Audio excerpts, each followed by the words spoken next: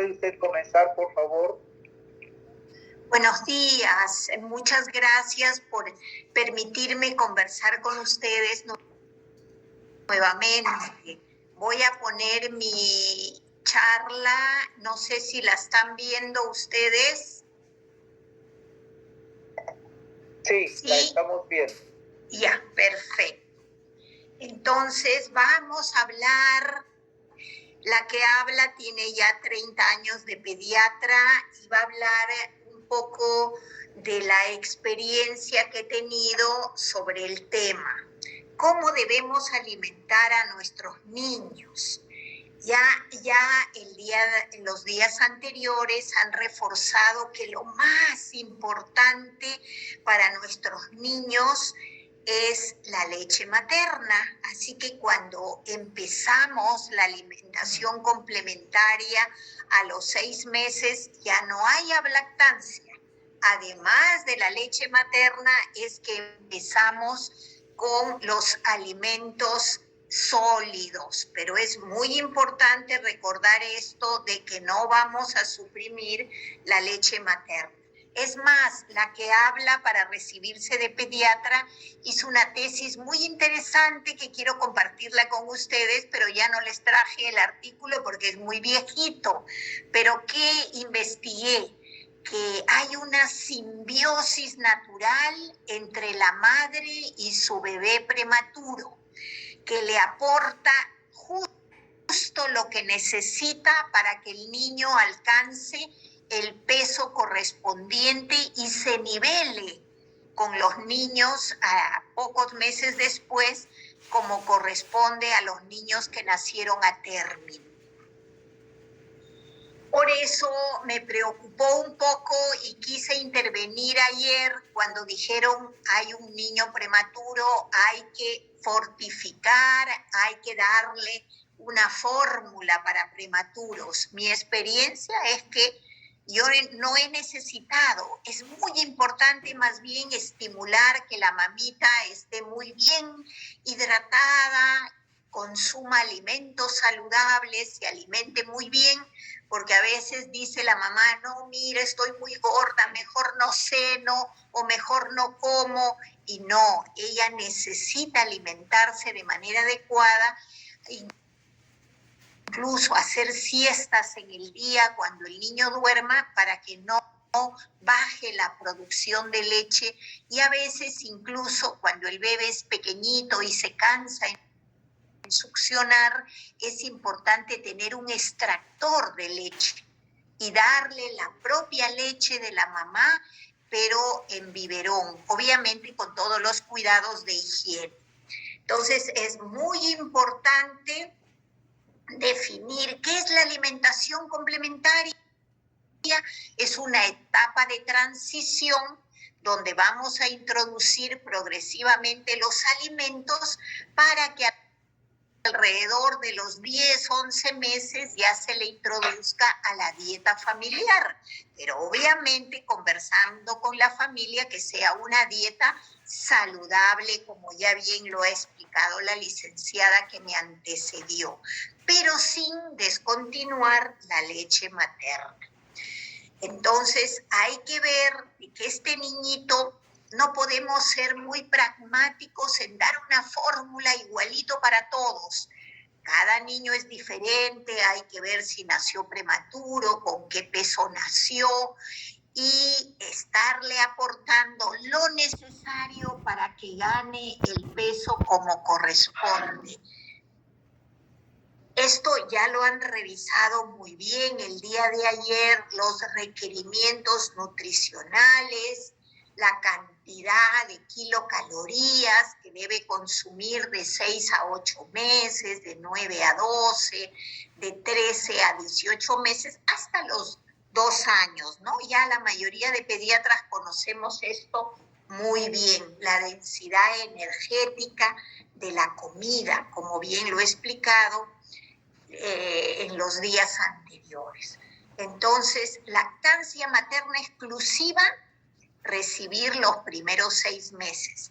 De allí complementar con la alimentación complementaria a partir de los 6 meses y se recomienda la duración de la lactancia hasta los 24 meses. Entonces, aquí es bien importante ver la edad de inicio, la densidad energética del alimento que proporcionamos, las frecuencias de las comidas. Los niños tienen un estómago pequeñito y nunca van a comer como un adulto, entrada, sopa, segundo, postre, jugo, etc. Entonces, como comen menos, sabemos que la digestión dura 2 horas, entonces hay que proporcionarles más comidas al día. Por ejemplo, a las 7, cada 3 horas, un desayuno, a las 10 un refrigerio, a la 1 su almuerzo, a las 4 un lonche, a las 7 una cena, etc. 5 comiditas por día y viendo los nutrientes que le aportamos, porque tienen que ser de muy buena calidad.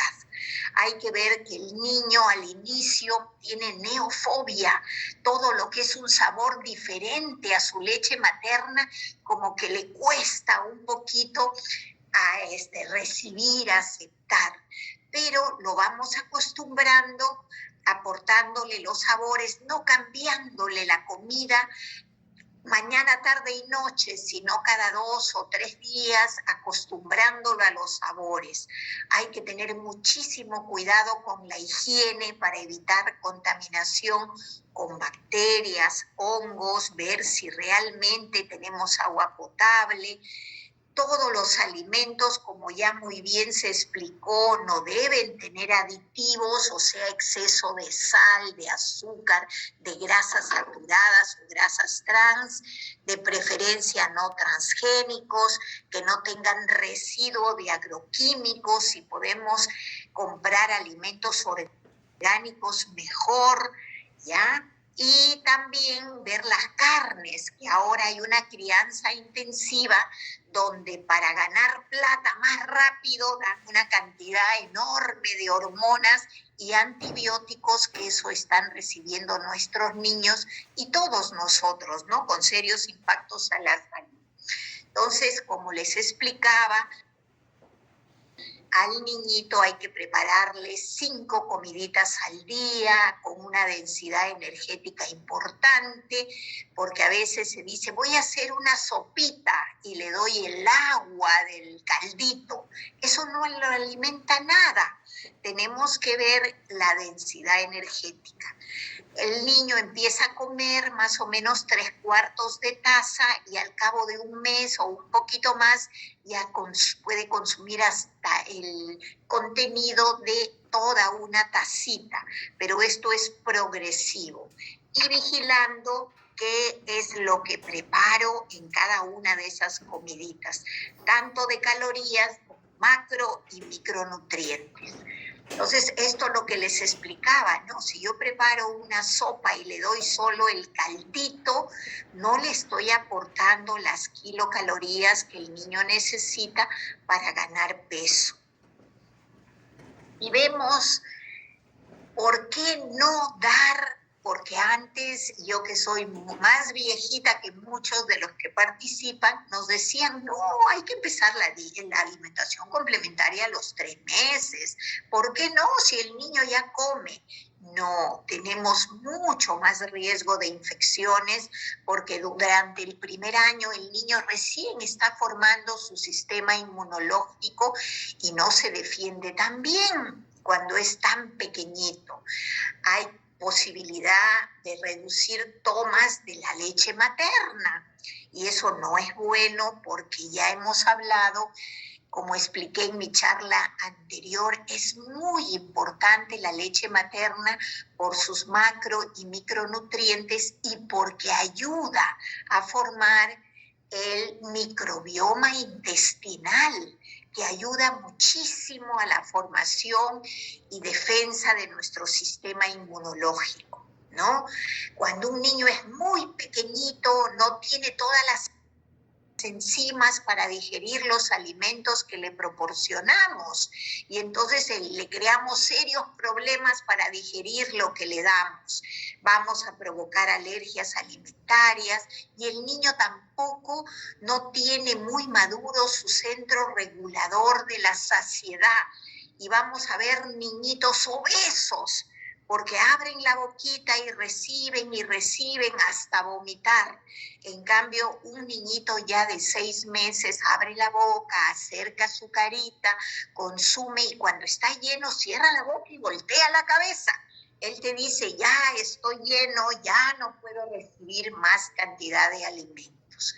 Entonces es bien importante que a partir de los 6 meses demos los requerimientos nutricionales porque ya tenemos el tracto gastrointestinal más maduro, igual los riñones y el sistema nervioso central.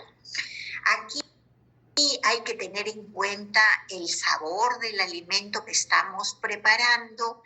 Por ejemplo, en Europa no usan sal y nosotros tendemos a condimentar mucho el alimento y eso al niño no le gusta.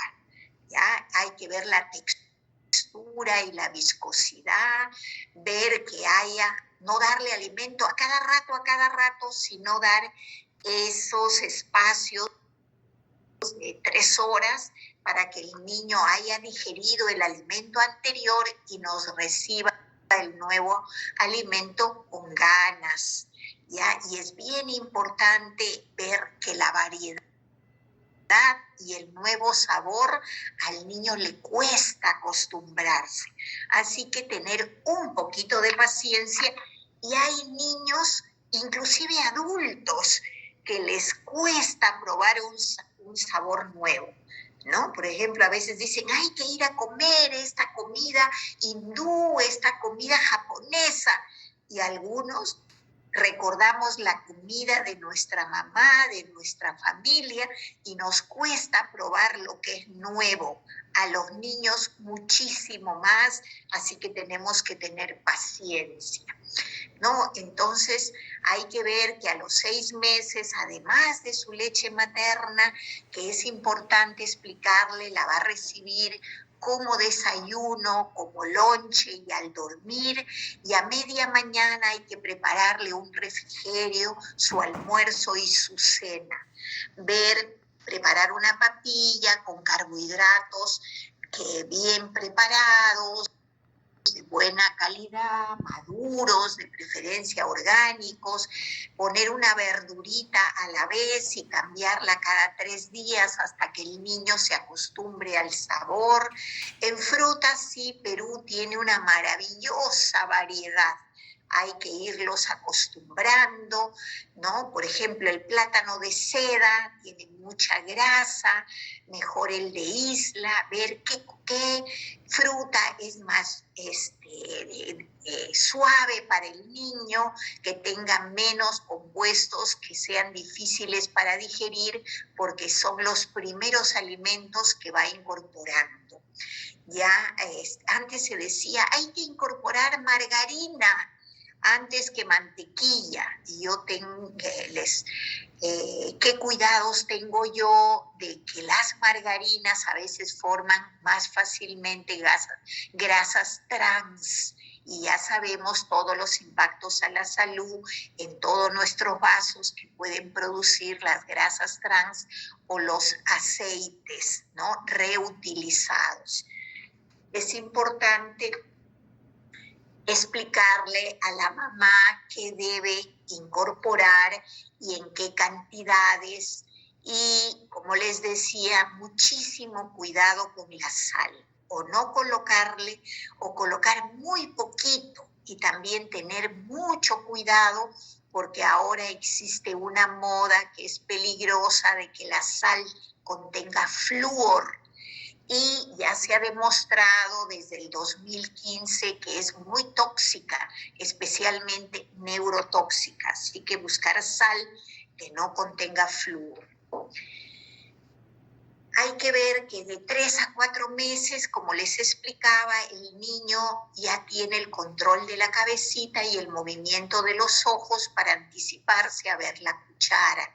De 4 o 5 meses ya empieza la masticación primitiva, pero inicial, y empiezan a segregar una buena cantidad de saliva para poder hacer la digestión.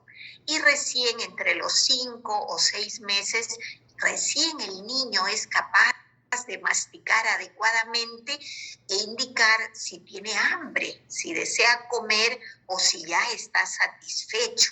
Y eso es muy importante para no alimentarlo más de la cuenta. De 7 a 8 meses ya empezamos a agregar otros, más verduras, otros cereales, otros granos, ¿no? Y las carnes. Hay también otro problema de que muchísimas mamitas quieren licuar la comida, porque si no el niño se atora o el niño no quiere. Pero es muy importante indicar que los músculos que sirven para la masticación son exactamente los músculos que va a utilizar el niñito para empezar a hablar. Entonces, después de licuarle todo lo que queremos, hay que hacer terapias de lenguaje con una serie de estrategias porque no hemos fortalecido estos músculos. Entonces hay que sancochar, hay que triturar con el tenedor, las carnes deshilacharlas, mucho más finitas que para el ají de gallina en hilitos, pero por favor no licuarlas. Hay que ver que los niños, si hacemos una sopa, quitar todo lo sólido y eso darle al niño, trituradito, con muy poquito caldo, ¿no? Y ya empezar a incluir los segundos que se comen en la casa, disminuyendo los aderezos. Y obviamente cualquier ají que se quiera comer en la familia, licuarlo y servirlo aparte para que el niño pueda comer la comida de la familia. Si vemos la enfermedad atópica con leche materna, es muy bajita. En cambio, con leche de vaca es muy alta.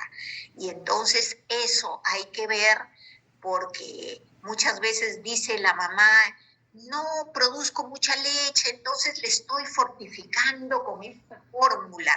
Y las mayorías de fórmulas de queso son leches de vaca o leches de soya, que la mayoría es genéticamente modificada o transgénica, que además tiene residuos de plaguicidas o herbicidas altamente tóxicos como el glifosato, que recién sabemos, pero ya había información hace décadas que es muy cancerígeno. Y vemos acá la leche de vaca, la leche materna exclusiva, el suero hidrolizado de algunas leches, la leche de soya y la leche de vaca. Son muy atópicas. Entonces, es clave para una alimentación complementaria saludable, no transgénicos, o sea, organismos vivos modificados, que no contengan agrotóxicos o los aditivos que ahora por fin están poniendo las empresas, los famosos octógonos. Y los alimentos pueden provocar alergias alimentarias, una alergia severa que es el shock anafiláctico, o los niños hay que averiguar si los padres son celíacos, tienen intolerancia al gluten.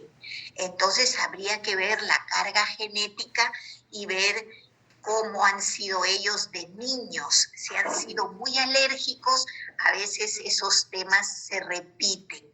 Y tener cuidado de no exponerlos a alimentos tóxicos. Ya les expliqué de que en el mundo se están estudiando lo que son enfermedades epigenéticas. ¿Eso qué significa? que la toxicidad del aire por los combustibles fósiles, el agua que a veces no es realmente potable, o todos los alimentos con una carga de químicos muy alta hace que el ADN se exprese mal.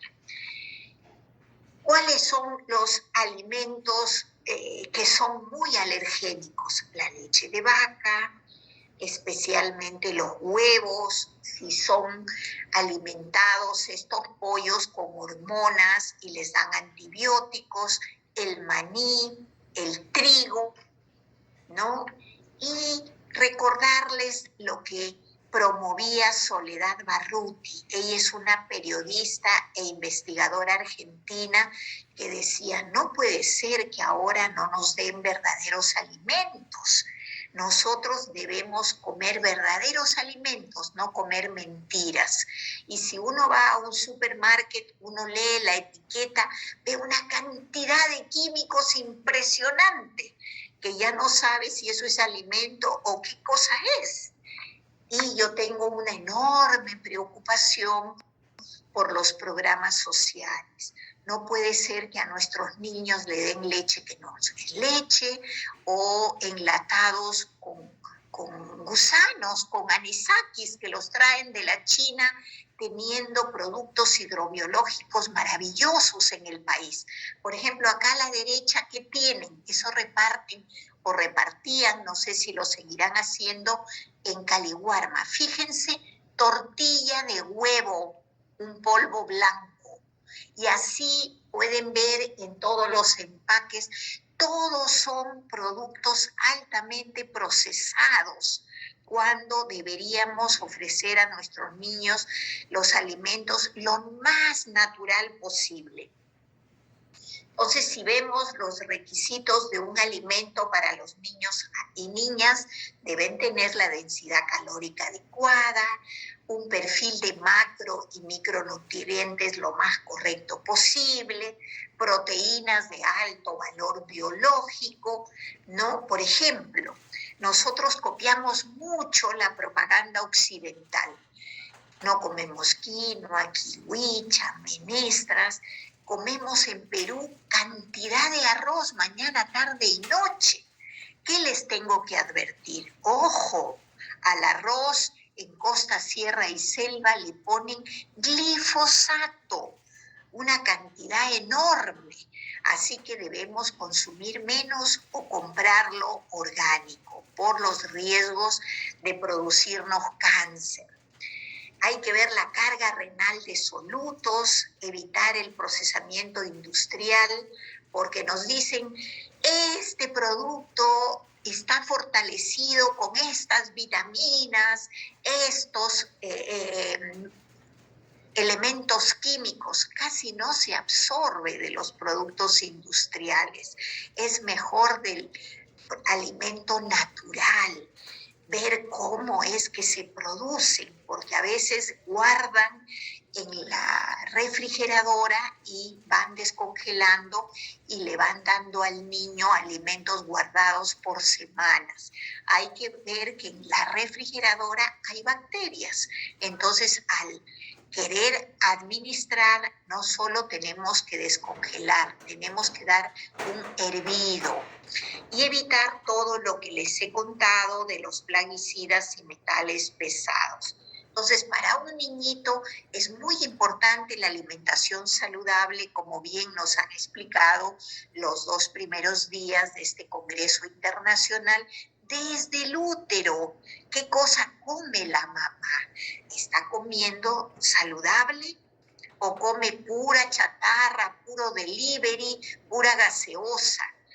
Inclusive cómo nace este niño, si nace prematuro o si nace por cesárea.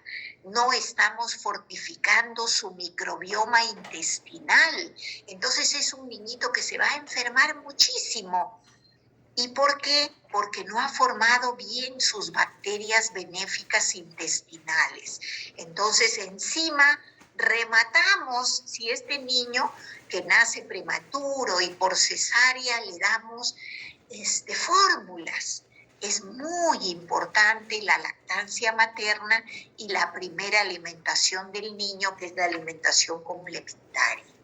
Entonces, Perú goza de una riqueza enorme en biodiversidad, pero es una vergüenza que al 2020 tengamos 12.1% de niños con desnutrición crónica, niños menores de 5 años. Y en el 2021 eso está aumentando. Hay que ver cómo estamos apoyando a las ollas comunes, porque pobrecita la gente no tiene que comer en estos 2 años de pandemia. ¿Y qué cosas están preparando en las ollas comunes? Hay que ver que el 2020 el 40% de la población de 6 a 35 meses tenían anemia. En el área rural, 48.4% y en el área urbana, 36.7%. ¿Cuáles son los departamentos con mayor anemia? Puno, 69.4%, Ucayali, 57.2%, Madre de Dios, casi 55%, después sigue Cusco, Loreto y Apurímac. Y estos son los departamentos más afectados con desnutrición crónica. Tenemos Huancavelica, después Loreto, Cajamarca, Huánuco, Ayacucho y Pasco. ¿Por qué? Porque le queremos imponer la alimentación occidental, no que coman de acuerdo a sus tradiciones de sus ancestros. Queremos cambiar, ¿para qué? Para hacerle daño. ¿Cuáles son los departamentos menos afectados? Tacna, Moquegua, Lima, Callao, Ica y Arequipa. Entonces, acá está el microbioma intestinal. El 90, como les expliqué en mi charla anterior, por cada célula eucariota de nuestro cuerpo hay más de 10 bacterias o microorganismos.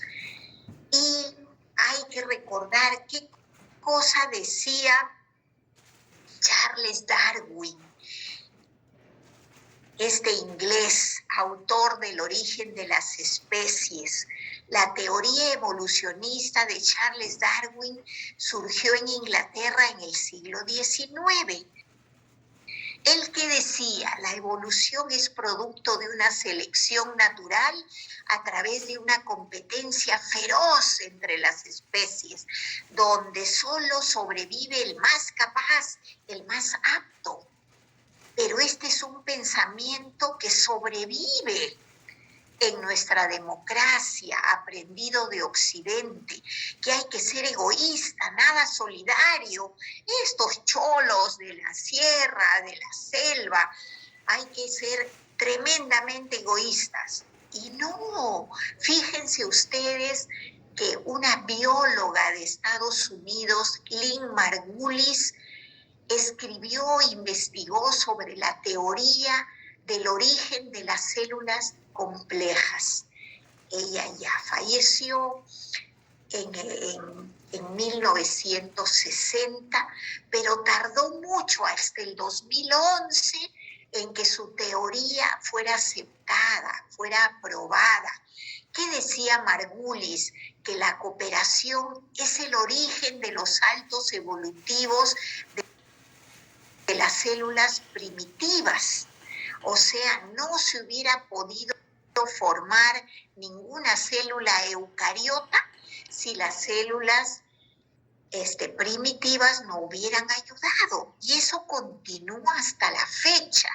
Y es por eso que ahora toda esta uso de antibióticos, de plaguicidas, ha creado todos los daños en el microbioma intestinal y la pandemia de las nuevas enfermedades, porque siempre ha habido una simbiosis perfecta entre cada una de nuestras células eucariotas y los microorganismos que tenemos, que más bien no nos hacen daño, sino protegen nuestra salud.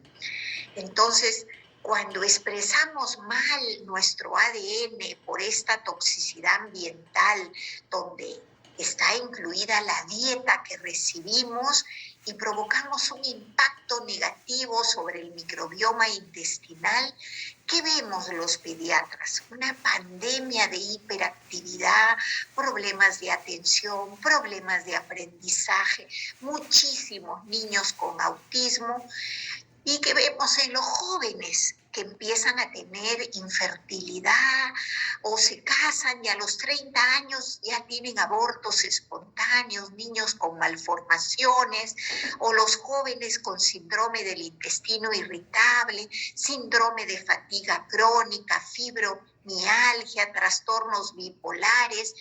Y en los mayores, pandemia mundial y también en Perú de Alzheimer, de Parkinson y de esclerosis múltiple. ¿Qué podemos concluir entonces? Que la alimentación complementaria es una etapa gradual del inicio de los alimentos sólidos, pero sin descartar la leche materna o complementarla con fórmulas. En segundo lugar, la alimentación complementaria debe iniciarse a los 6 meses. No puede ser antes porque el intestino, el estómago del niño no está preparado y más bien podemos provocar alergias o intolerancias alimentarias. Empezar tardíamente puede afectar, o sea, después de los 6 meses, a los 8, a los 9. ¿Qué pasa? El niño recibiendo solo leche materna no tiene la densidad calórica para provocar una buena ganancia de peso y desarrollo del niño, y podemos afectar todo su rendimiento en el futuro. En cuarto lugar, es muy importante tomar en cuenta la neofobia, el que le cueste recibir nuevos alimentos.